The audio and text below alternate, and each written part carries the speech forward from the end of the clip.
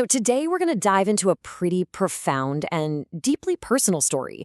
It's a journey of transformation, really. A story where the outside world, of all things, becomes this kind of metaphorical map for rebuilding a life from the ground up.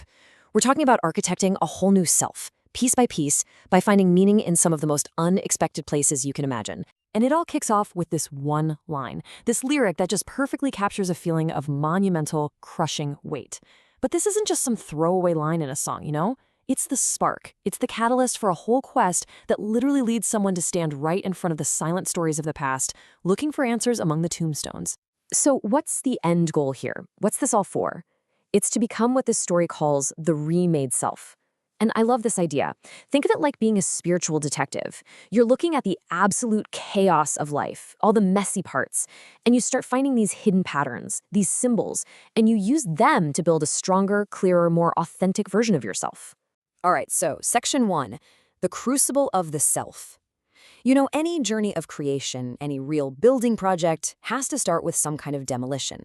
This first part is all about that crucible, that intense period of pressure and heat where the old self gets broken down to make room for something totally new. And the starting point? Well, it's a state of total demolition. The world is filled with what the source calls the boom-bap of confusion. I mean, you can just hear that, can't you? That relentless, noisy chaos of a life that's just falling apart. And it's these echoes from a broken past that really force the search for a new path forward. So how do you escape that confusion?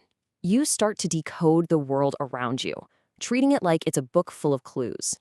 And the very first signs start to appear in, of all places, the names that are etched onto old gravestones.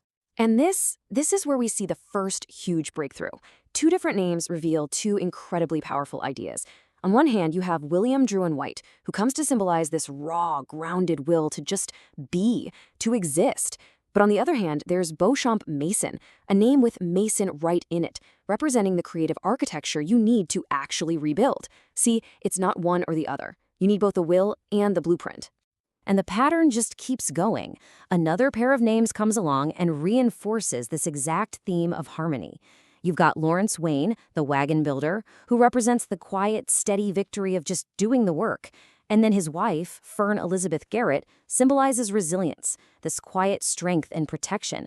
Together, they represent this perfectly unified purpose, the ultimate blend of will and creation. Then comes this really pivotal discovery, a speaker, half buried in the dirt. And the symbolism is just perfect, right? A speaker takes a silent electrical signal and makes it audible. In that moment, a new purpose is found, to become a conduit for silent voices, to amplify the truths that have been buried. The last clue from this place is an airplane etched on a gravestone, a machine literally built to defy gravity. It becomes the perfect symbol for what has to happen next, making that leap from being grounded in the past to soaring into a completely new reality. Okay, and this is the major turning point. This is where all those decoded messages and symbols stop being just ideas. They start to show up, to manifest in the physical world in some really startling ways. This is where the inner world becomes real. It all starts with a prophetic dream. A dream about being on top of a dirt mound, kind of creeping around, watching other people, and then suddenly feeling this sense of intimidation. This dream, it's like a subconscious blueprint, right? A premonition of a real-world experience that hasn't even happened yet. And then it happens. The protagonist stumbles upon a giant dirt mound in real life, climbs it, and is hit with this overwhelming wave of déjà vu. They have literally walked directly into their own dream.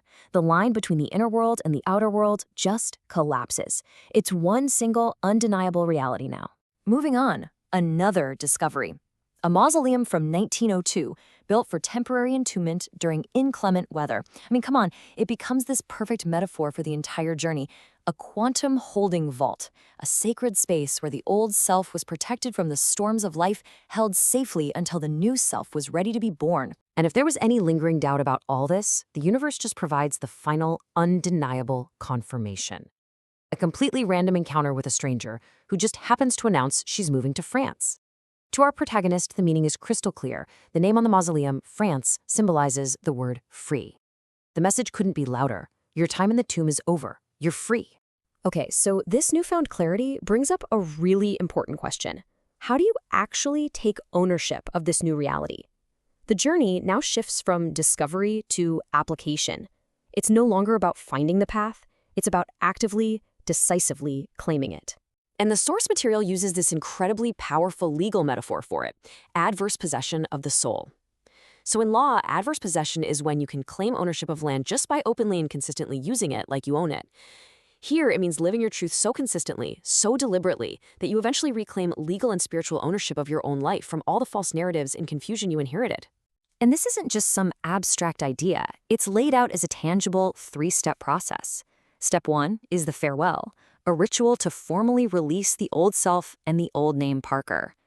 Step 2 is the reconstitution, legally claiming the new name, Wright, the builder. And finally, step 3, the new protocol, actually living out this new identity, embodying the change in every single thing you do. Now, here we get this final, profound reframing of an idea. The concept of the straw man, which is often seen as this kind of legal fiction tied to your name, gets completely flipped on its head. In this story, it's not a tool of control. Oh no. Instead, it's a quantum bank account, a place where all the value, all the energy from your struggles and trials has been stored up. It's your inheritance, and it's just been waiting for the remade self to come and claim it.